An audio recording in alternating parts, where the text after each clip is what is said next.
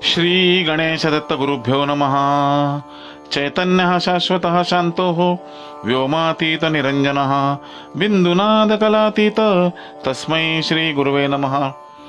परमपूज्य सद्गुरू श्री रामकृष्ण क्षीरसागर स्वामींना वंदन करून संघटित सत्संग मंडळांच्या या गुरुकार्यातील मोहिमेमधल्या 1447व्या भागाचा मी पठण करीत आहे।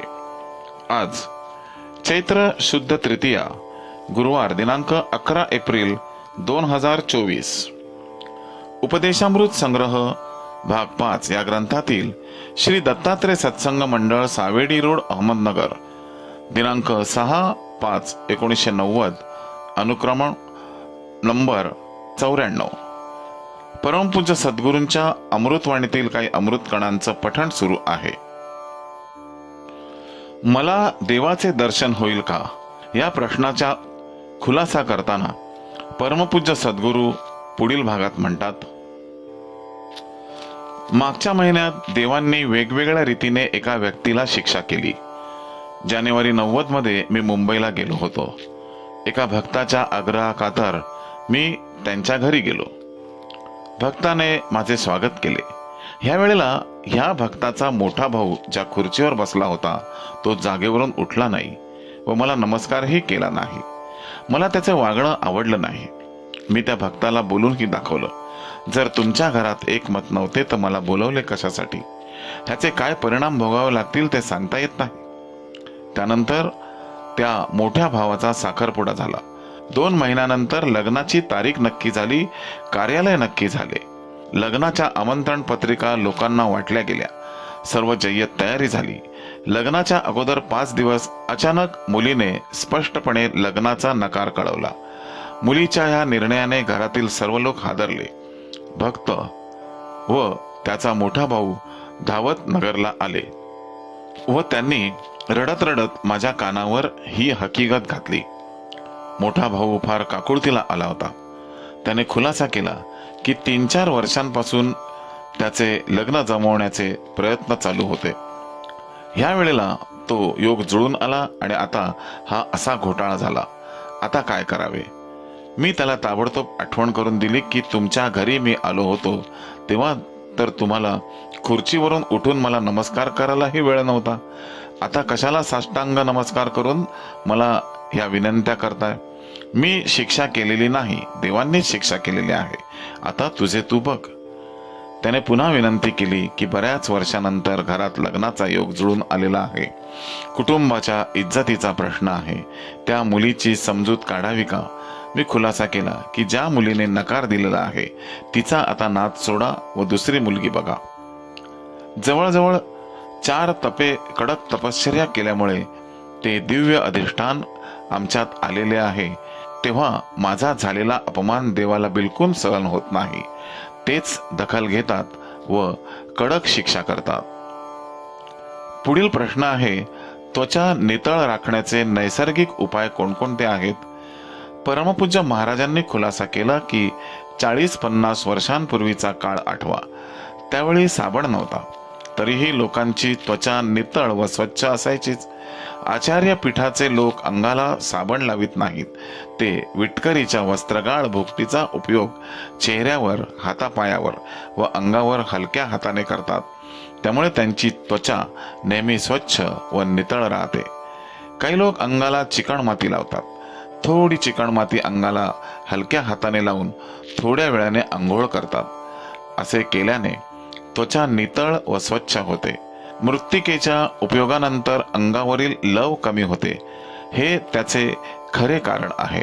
मात्र अंगाला माती भांडी घासतो त्याप्रमाणे लावायची नाही। तसेच वाहत्या नदीच्या पाण्यामध्ये आंघोळ केली तरीही त्वचा स्वच्छ होते, कारण पाण्यात माती मिसळलेली असते। थंड पाण्याने आंघोळ केल्यानंतरही त्वचा स्वच्छ होते। आंघोळ केल्यानंतर अंग स्वच्छ झालेच पाहिजे। त्वचा नितळ व्हायला पाहिजे। त्वचा चमकली पाहिजे। निसर्गाने आपल्यासाठी सर्व गोष्टी उपलब्ध करून दिलेल्या आहेत, पण आपण त्याचा योग्य उपयोग करीत नाही। आजकाल जाणकार माणसेही राहिलेली नाहीत, त्यामुळे लोकांना ह्या गोष्टी कळत नाहीत। पुढील प्रश्न आहे, ईश्वराचे संकेत कसे येतात व त्याचा योग्य अर्थ कसा घ्यावा? परमपूज्य महाराजांनी खुलासा केला की जेव्हा तुमची भक्ती वाढते तेव्हा तुम्हाला स्वप्नात ईश्वराचे संकेत येतात. जो संकेताचा योग्य अर्थ सांगू शकेल तोच ईश्वर. त्याचा योग्य अर्थ समजला पाहिजे व त्याप्रमाणे वागले पाहिजे, तरच तुमची प्रगती होऊ शकेल. हे ईश्वरी संकेत जीवनात एकदा किंवा दोनदाच येतात. ते जर तुम्हाला समजले नाहीत तर आलेली संधी वाया जाते. पुन्हा संकेत येत नाहीत. काही पंथांच्या संस्थापकांना हे ईश्वरी संकेत आले होते. त्याचा त्यांना योग्य अर्थ समजला नाही, म्हणून ते शेवटपर्यंत अपूर्णच राहिले.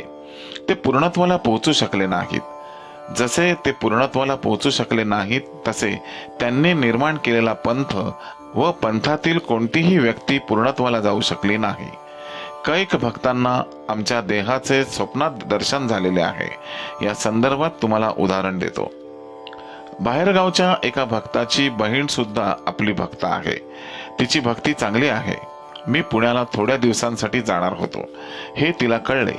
तिला दर्शनाची तीव्र इच्छा झाली म्हणून ती पुण्याला दर्शनाला येणार होती असे तिने कळवले. काही दिवसांनी तिला एक स्वप्न पडले.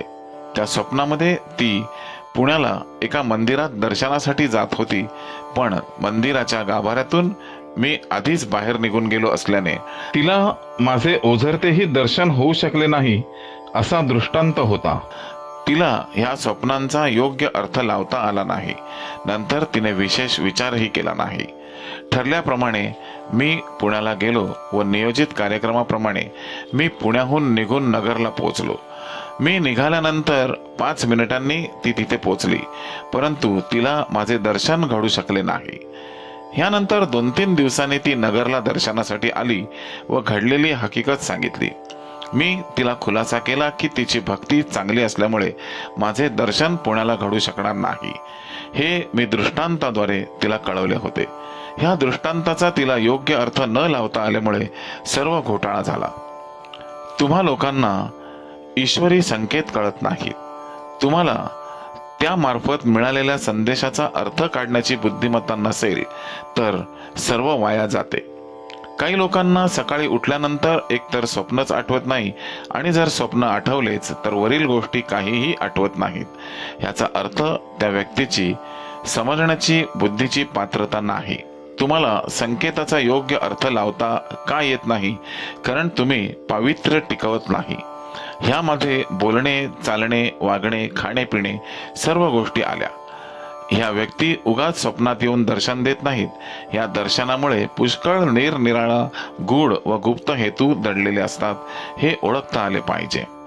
समजा एखाद्याला शांत स्वरूपात फक्त दर्शन झाले, काहीही बोलणे झाले नसेल, तर याचा अर्थ येणाऱ्या 4-5 दिवसांमध्ये तुमच्या घरामध्ये आपापसात जोरदार भांडणं होणार आहेत. त्यामुळे तुम्ही शांत राहावे असा ह्या संकेताचा अर्थ आहे. तुम्हाला दर्शन कशा स्वरूपात होत आहे? त्यावेळी चेहऱ्यावर हास्य होते की रागावलेली मुद्रा होती की शांत होती? अंगावर कपडे कोणत्या रंगाचे होते? अनवाणी होते की पायात खडावा होत्या? या प्रत्येक गोष्टीवर संकेताचा वेगवेगळा अर्थ अवलंबून असतो आणि तो आपल्याला बरोबर कळला पाहिजे. तुमच्या भक्तीच्या प्रमाणात तुम्हाला या दर्शनामार्फत सूचना मिळत असतात. श्री गुरुदेव दत्त. गुरुबंधू आणि भगिनीनो, या अमृतकणांच्या पुढील भागाचे पठण उद्या सकाळी 6 वाजता. आजचे पठण सद्गुरूंच्या चरणी सादर अर्पण. पुन्हा भेटूया उद्या सकाळी 6 वाजता. श्री गुरुदेव दत्त.